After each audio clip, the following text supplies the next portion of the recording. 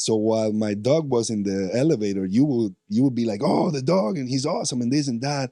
And that happened for like a year. And then a year later, you're like, oh, I'm a pastor. And I'm like, you suck, dude. Like, you've been seeing me for a year and now you tell me you're a pastor? You Yeah. totally suck.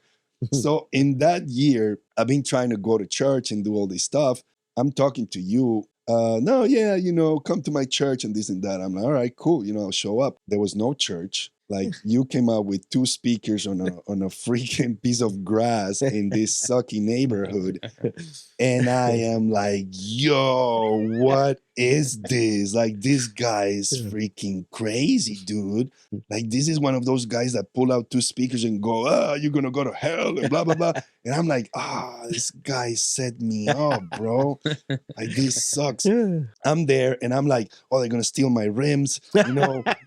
This neighborhood sucks. And they're going to steal the rims in my car. And why did it come here? And this is weird.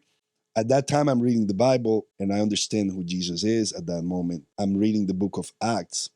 I get there, you have the two speakers, and then you guys are doing like hot dogs. And then we're eating hot dogs with like drug dealers and prostitutes and like bums from the street. And like, I'm like, what is this, It's bro? church. Like, this is crazy. Yeah. And then the grass where we were standing was full of like needles where people had shot, like drugs with. Yeah. And there's condoms in the thing. And I'm like, this is crazy, dude. So I eat the hot dog with the soda and I'm like, all right, cool. At least I had a hot dog, so it's all good. And then you start the service and then you start preaching and I feel this thing, bro. Like this thing came down.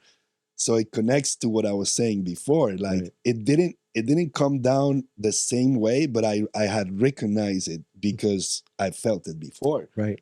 But it was way stronger in that place. So the presence of God came when you were preaching.